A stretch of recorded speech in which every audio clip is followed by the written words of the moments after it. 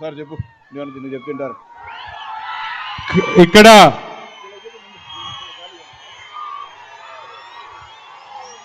మీరు దయచేసి అర్థం చేసుకొని మీడియా వాళ్ళని వాళ్ళ పని వాళ్ళు చేయనిస్తే దయచేసి వాళ్ళు కొంచెం ప్లేస్ ఇచ్చి వెనక్కి పోవాల్సిందిగా కోరుకుంటున్నా. ఇక్కడ ఉన్న కార్యకర్తలందరూ దయచేసి కొంచెం ముందరికి రావాల్సిందిగా కోరుకుంటున్నాను. ఇక్కడ అందరు పైన ఎక్కినారు.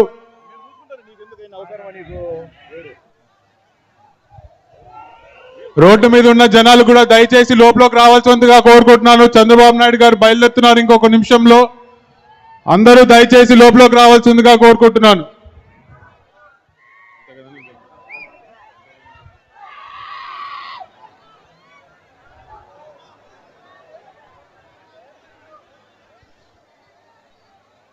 యువ నాయకులు భూమా విఖ్యాత్ రెడ్డి గారిని ప్రసంగించవలసిందిగా ఆహ్వానిస్తాను.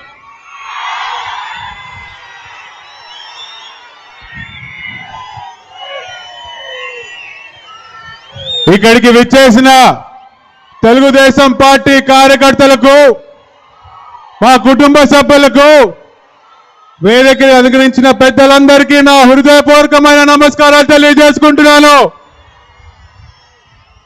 నిజంగా మీ అందరి ఉత్సాహం చూస్తుంటే ఇది చంద్రబాబు నాయుడు గారు ఎన్నికల బయటిని ముగించినట్టు ఆరంభించడానికి వచ్చినట్లేదు. ఇది చంద్రబాబు నాయుడు గారి ముఖ్యమంత్రిగా ఆయన ప్రమాణ స్వీకారం చేయడానికి వచ్చినట్టుగా మీ అందరి ఉత్సాహం నాకు కనిపిస్తుంది.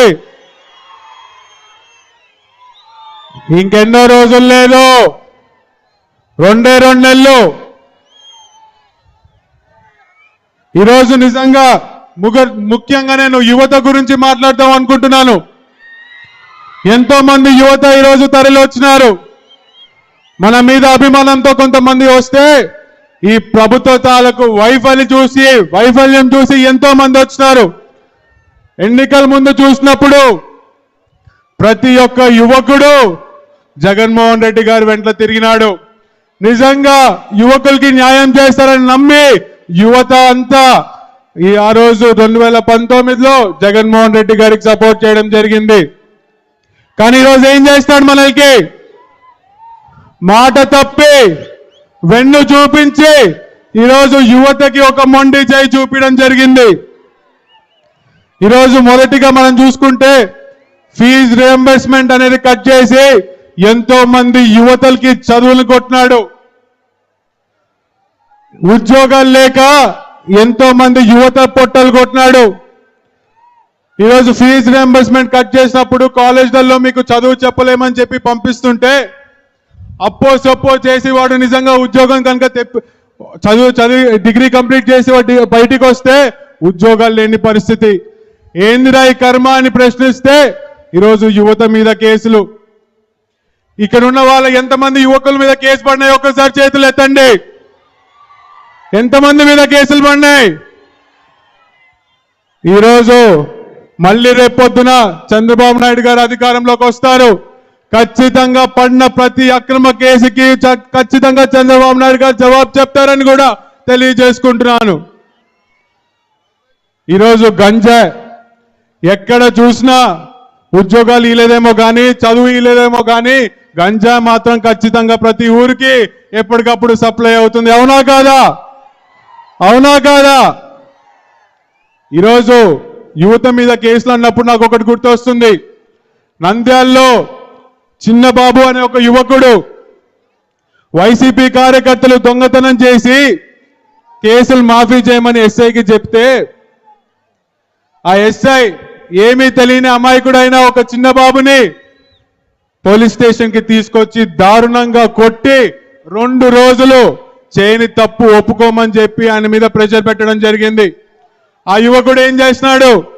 చేయని తప్పు నేను ఎట్లా ఒప్పుకుంటా అని చెప్పి పొద్దున్న లేచి ఒక వీడియో తీసి ట్రైన్ కింద పడి ఆత్మహత్య చేసుకొని చనిపోయినాడు. ఈరోజు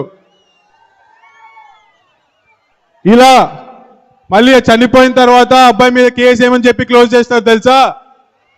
గంజాయి కొట్టి ఏం చేయాలో అర్థం కాక ట్రైన్ కింద పడినాడని చెప్పి పోలీసులు రిపోర్ట్ ఇచ్చినారు.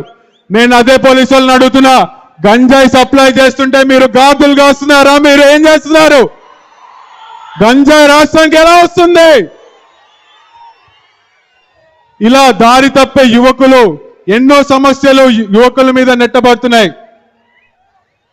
ఇలా దారి తప్పే యువకుడికి నేను ఒక సందేశం ఇద్దాం అనుకుంటున్నా. నిజంగా నేను సమస్యలో ఉన్నప్పుడు, నాకు ఇబ్బందిగా ఉన్నప్పుడు నిజంగా ఒక మాట నన్ను బాగా కలిసివేసింది.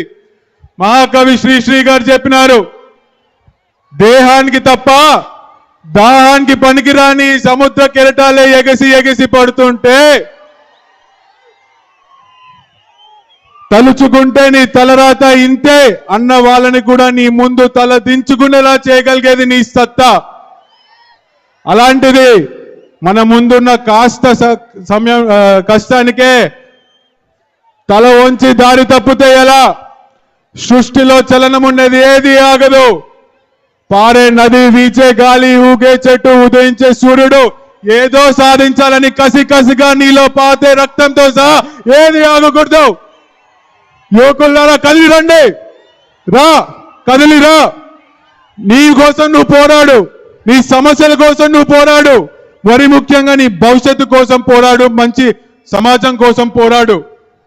అలా నువ్వు చేసే ప్రతి పోరాటం వెనకాల తెలుగుదేశం పార్టీ, నారా లోకేష్ గారు ఖచ్చితంగా అండగా ఉంటారని ప్రతి ఒక్క యువకుడికి నేను భరోసా ఇస్తున్నాను. ఈరోజు మీ అందరికీ తెలుసు, శోభా నాగిరెడ్డి మరి భూమా నాగిరెడ్డి గారు తెలుగుదేశం పార్టీకి ఎంత కమిటెడ్ గా పనిచేశారో మీ అందరికీ తెలుసు. గతంలో నాన్న ఎంపీగా ఉన్నప్పుడు పివి నరసింహారావు గారు నంద్యాలకు పోటీ చేద్దామని వచ్చినప్పుడు చంద్రబాబు నాయుడు గారు ఒక్క ఆదేశం మేరకు యావత్ ప్రధానమంత్రిని ఢీకొట్టడానికి నంద్యాలకి పోయినాడు. అతి తక్కువ మెజారిటీతో ఆ రోజు మనం పోయింది. దాని వెంటనే వచ్చిన ఎలక్షన్స్ తో పార్లమెంట్ రికార్డులే బద్దలు కొట్టేలాగా 4 లక్షల ఓట్లతో మళ్ళీ ఎంపీకి ఈడటమే పెట్టుకున్నాడు. అది భూమా నాగిరెడ్డి గారికి తెలుగుదేశం పార్టీ పట్ల ఉన్న కమిట్మెంట్. మరి నా తల్లి శోభా నాగిరెడ్డి గారు తెలుగుదేశం పార్టీలో మొదటి మహిళా ఆర్టీసీ చైర్మన్ గా పనిచేశారు. మరి అప్పుడే మీ అందరికీ తెలుసు, దివంగత నేత పరిటాల రవి గారి మీద దాడి జరిగినప్పుడు అమ్మ కూడా పక్కనే ఉండింది. కానీ ఏ రోజు బెదరలేదు. అక్కడ ఉన్నప్పుడు కూడా ఎప్పటికప్పుడు చంద్రబాబు నాయుడు గారికి సమాచారం ఇస్తూ ధైర్యంగా ముందరికెళ్ళింది తప్ప ఎప్పుడు వెనక్కెళ్ళలేదు. తెలుగుదేశం పార్టీ కోసం మా నాన్న ఆఖరి నిమిషాల్లో కూడా ఏ విధంగా కమిటెడ్ గా పనిచేశారో మేము అందరము చూసాము. నేను ఖచ్చితంగా చంద్రబాబు నాయుడు గారికి ఖచ్చితంగా మాటిస్తున్నా, ఏ విధంగా అయితే భూమా నాగిరెడ్డి, శోభా నాగిరెడ్డి పనిచేశారో నేను మళ్ళీ మరో భూమా నాగిరెడ్డి